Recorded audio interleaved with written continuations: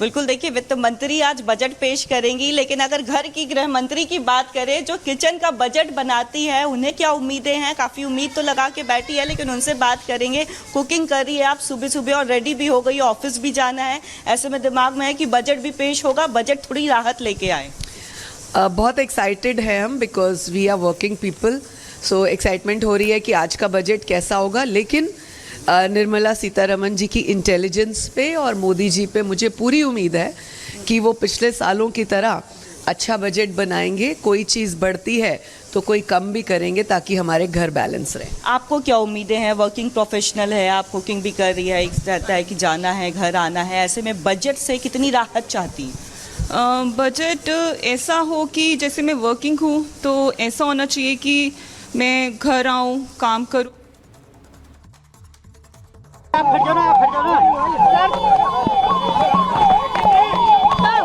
किस तरह का बजट रहने वाला है?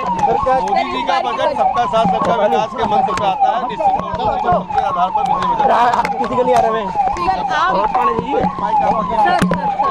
सर, कैसा बजट होने वाला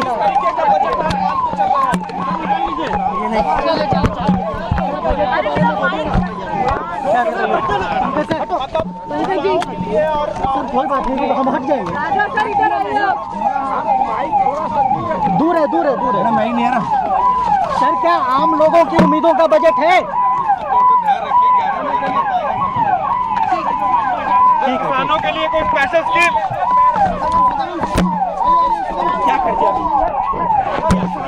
किसानों के लिए कुछ स्पेशल स्कीम, किसानों के लिए सर, युवाओं के लिए 11 बजे से पता चल जाएगा। चलिए सर, हाथ तो हटाइए आप। आप देख रहे हैं वित्त राज्य मंत्री पंकज चौधरी से मीडिया सवाल पूछ रही है कि आखिर जो आज बजट आने वाला है उसमें क्या कुछ है। उन्होंने ये कहा कि सबका साथ सबका विकास वाला बजट है। अब वो तकरीबन 11 बजे निर्मला सीतारमण जब संसद में बजट पेश करना शुरू करेंगी तो किसके खाते में क्या लेकर आई हैं ये पता लगना शुरू होगा। स्टूडियो में बहुत सारे मेहमान हमारे साथ हैं।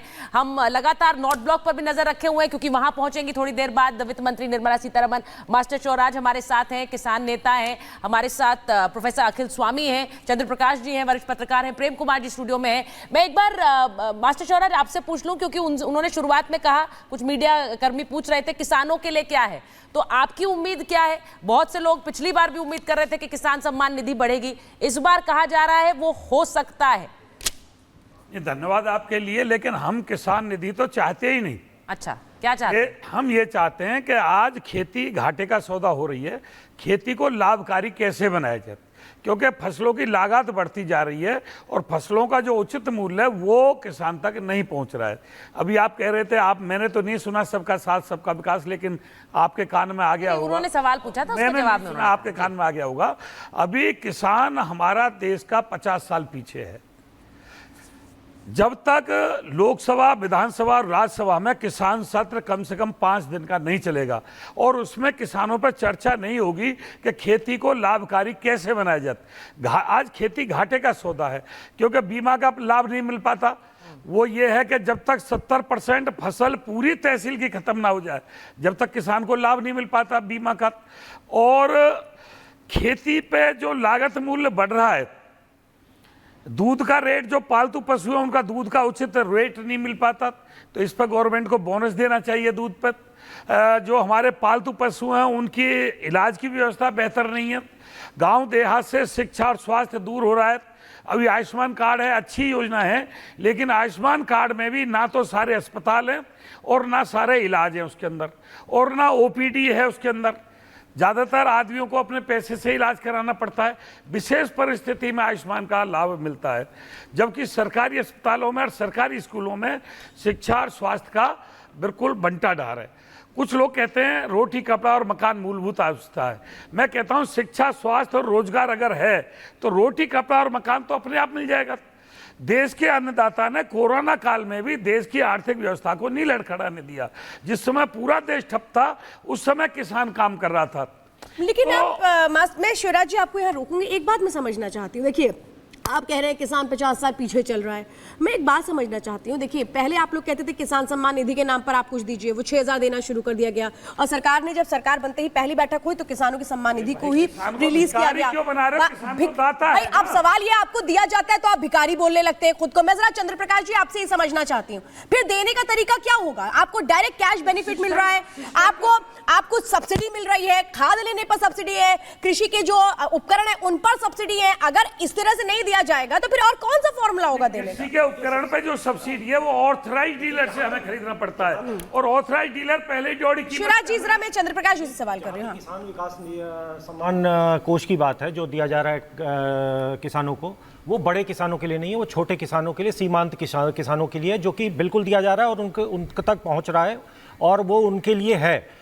जो बड़े किसान हैं उनके लिए, जिनके पास बड़ा रकबा है, जो बड़ी खेती करते हैं, जो अन्नदाता करके हम लोगों ने पिछले वर्षों में बहुत सुना, वो अन्नदाता जब 3 किसान बिल आए तो राजनीति के चक्कर में फंसा दिया गया। ठीक है, उसमें को अगर कुछ सुधार होने थे तो वो निश्चित रूप से सरकार उसके लिए ओपन थी, लेकिन क्या हुआ, राजनीतिक एक दबाव बनाया, तीनों किसानों बिलों के ये मुझे लगता है उन्होंने खत्म करा दिया। और किसानों को लेकर बहुत चर्चा हुई है और हम ये देखते भी रहे हैं कि कृषि प्रधान बजट पर प्रधानमंत्री का भी एक फोकस रहा है पिछले कुछ समय से, उस पर उन्होंने समय समय पर बोला भी है। एक बार अजय के पास जा रहे हैं सीधे लखनऊ। अजय जरा बताइए, आपके साथ बहुत सारे लोग हैं वहां, आप कहां पर हैं, किस तरह की प्रतिक्रिया, अभी बजट आने वाला है उसे लेकर क्या उम्मीद है? बिल्कुल, देखिए बजट को लेकर चर्चा है। मोदी सरकार 3.0 में बजट में क्या कुछ आम लोगों को मिलेगा, बात करने के लिए लखनऊ के तमाम लोग हमारे संग मौजूद हैं। आप बताइए, आपकी तो टी शर्ट पे लिखा है यू लुक इन्वेस्टेड, इस बजट में उम्मीद, इन्वेस्टमेंट, रिटर्न किस चीज़ की कर रहे हैं आप? बस यही कर रहे हैं कि जो हमारी मोदी सरकार को पब्लिक ने चुना है ये हर तरीके से पब्लिक को आराम दे, उसको कम से कम इनकम टैक्स है या जो भी शेयर्स मार्केट्स हैं इनमें सब में जो है उसको फ़ायदे मिलें और जो आम चीज़ें हैं वो आम नागरिक को जो है सस्ती मिले और बजट सही रहेगा, पूरा विश्वास है। इन्वेस्टेड लिखा हुआ है, आप अपनी इन्वेस्टमेंट्स करते हैं, क्या अपेक्षा करते हैं आपके इनकम टैक्स में कितना डिडक्शन मिले, आपके जो इन्वेस्टमेंट है SIP पे कितना मिले, जो कटते हैं चार्जेस उन पे क्या अपेक्षा कर रहे हैं आप? हम यही चाहते हैं कि जो चार्जेस कटते हैं उनमें जो है जो विशेष सुविधाएं मिल सकती हैं वो हमें मिले और जो हमारा इन्वेस्टमेंट है उसमें हमको जो इनकम हमारी आती है वो हमेशा बढ़ती रहे, नीचे न जाए। ये कह रहे हैं बढ़ती रहे, नीचे ना जाए। आप उद्यम, उद्योग, रोजगार के लिए क्या देखते हैं, क्या अपेक्षा बजट से करते हैं? उद्यम, उद्योग, रोजगार के लिए जो अभी हम लोगों को लोन दिया जाता है इस पे लोन पे इंटरेस्ट कम होना चाहिए ताकि आम जनमानस को इस बजट का अच्छा लाभ मिल सके। और दूसरी शिक्षा पे हमारा जो एक विशेष वर्ग एक शिक्षा पे जाता है, शिक्षा पे भी कुछ काम करना चाहिए। आम जनमानस को देखते हुए एक ऐसा निर्णय यहाँ पे आना चाहिए, ऐसा बजट आना चाहिए जो किसी की जेब पे खर्चा ज़्यादा ना पड़े। आप तो युवा हैं, युवाओं के लिए बजट से क्या अपेक्षा करें? प्रधानमंत्री जिस भविष्य की बात करें, मॉडल 2050 की बात कर रहे हैं, आपके हिसाब से क्या होगा तो आप लोग का भविष्य सवरेगा?